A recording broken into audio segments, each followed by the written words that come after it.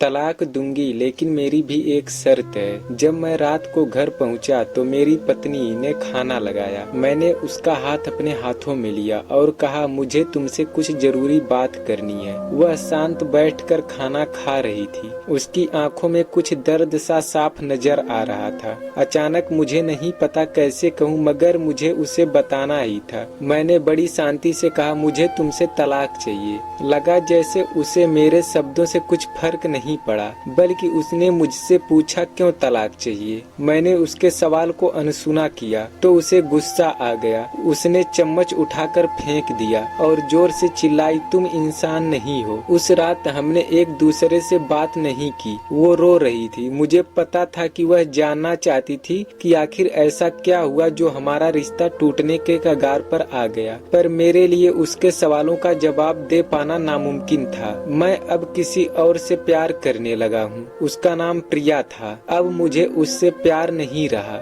मैंने उसे उसके बरसों के प्यार की सजा दी थी। भरे मन से मैंने तलाक के पेपर से तैयार किए। उसमें लिखा था कि वह पूरा घर, कार और कंपनी के 30% शेयर ले सकती है इस तलाक के बदले में। लेकिन उसने उन पेपर्स को देखा और उनके टुकड़े टुकड़े कर दिए। वो औरत जिसने मेरे साथ जीवन के 10 साल बिताए थे, वह आज मेरे लिए अनजान हो चुकी थी। मुझे इन 10 सालों का जो उसने मेरे लिए बर्बाद किए, मगर मैं क्या करूं? जो हो चुका उसे मैं बदल नहीं सकता था, क्योंकि मैं किसी और से अपनी पत्नी से भी ज्यादा प्यार करने लगा था। आखिरकार उसके सब्र का बांध टूट गया और वह फूट फूट कर मेरे सामने रोने लगी। मेरे लिए उसका रोना एक तरह से उसकी रिहाई की तरह था। तलाक की ये बात जो कई दिनों से मुझे परेशान कर रही थी, अब बिल्कुल साफ हो चुकी थी। अगले दिन मैं घर काफी लेट आया। मैंने देखा वह टेबल पर बैठकर कुछ लिख रही थी। मैंने शाम का खाना नहीं खाया था, लेकिन फिर भी मैं सीधे ऊपर जाकर अपने कमरे में सो गया, क्योंकि पूरा दिन प्रिया के साथ रहने और कई जगह घूमने के बाद मैं थक गया था।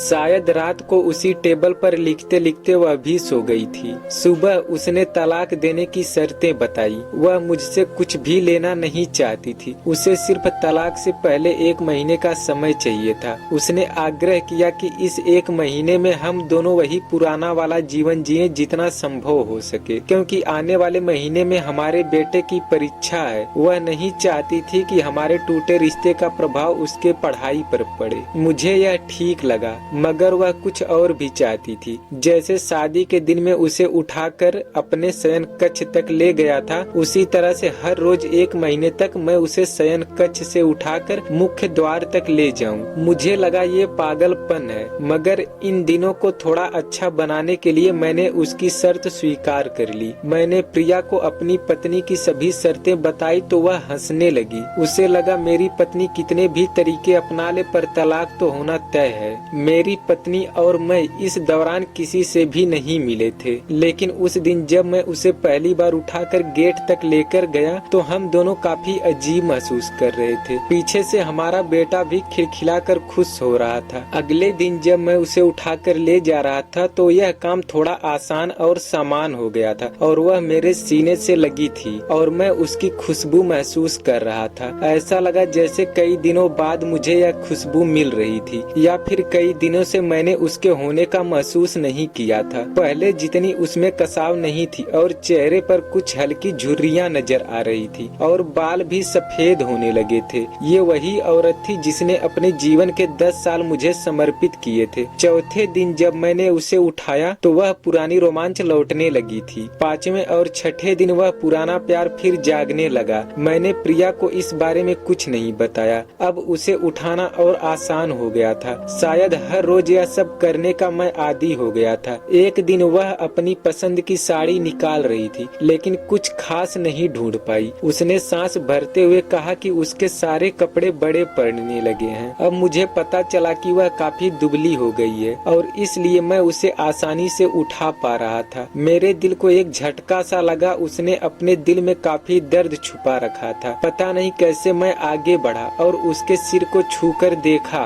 अचानक हमारा बेटा आया और बोला कि पापा, ये तो मम्मा को उठाकर बाहर ले जाने का समय हो गया है। उसके लिए अपने पापा द्वारा मम्मा को इस तरह उठाकर ले जाते हुए देखना जीवन का अभिन्न हिस्सा बन गया था। मेरी बीबी ने मेरे बच्चों को बुलाया और जोर से उसे गले लगा लिया। मैंने अपना चेहरा दूसरी तरफ कर लिया। मुझे लगा कहीं मैं अपना निर्णय ना बदल दूं। मैंने अपने पत्नी को रोज की तरह उठाया और बेडरूम से सिटिंग रूम होते हुए हॉल तक लाया। उसने प्यार से अपने दोनों हाथ मेरी गर्दन के आसपास रख दिए। मैंने उसे जोर से पकड़ रखा था, मगर उसका इतना कम वजन मुझे परेशान कर रहा था। महीने के आखिरी दिन जब मैंने उसे उठाया तो मेरे लिए एक कदम भी चल पाना मुश्किल हो रहा था। हमारा बेटा स्कूल जा चुका था। मैं अपनी कार से ऑफिस गया और कार से कूदकर बाहर आ गया, बिना कार को लॉक किए हुए। मुझे डर था कि अब एक पल की भी देरी मेरी इरादा बदल देगी। मैं ऊपर गया। प्रिया ने दरवाजा खोला और मैंने उससे कहा, सॉरी प्रिया, अब मैं अपनी पत्नी से तलाक नहीं लेना चाहता। उसने मुझे देखा और मेरे सिर पर हाथ फेर कर कहा, तुम्हें बुखार तो नहीं है? मैंने उसका हाथ हटाया और कहा, सॉरी प्रिया, अब मुझे अपनी पत्नी से तलाक नहीं चाहिए। हमारी शादीशुदा जिंदगी शायद हम दोनों के ध्यान ना देने की वजह से बोरिंग हो गई थी, लेकिन इसका मतलब यह नहीं कि हम एक दूसरे से प्यार नहीं करते। अब मुझे एहसास हुआ कि जिस दिन मैं उसे शादी करके अपने घर लाया था, उस दिन से जीवन के आखिरी दिन तक मुझे उसका साथ निभाना है। प्रिया के होश उड़ गए। उसने मुझे एक जोरदार चाटा जड़ दिया और रोने लगी। दरवाजा अंदर से बंद कर लिया और मैं अपने कार में बैठ गया। आगे एक फूल वाले की दुकान पर जाकर रुका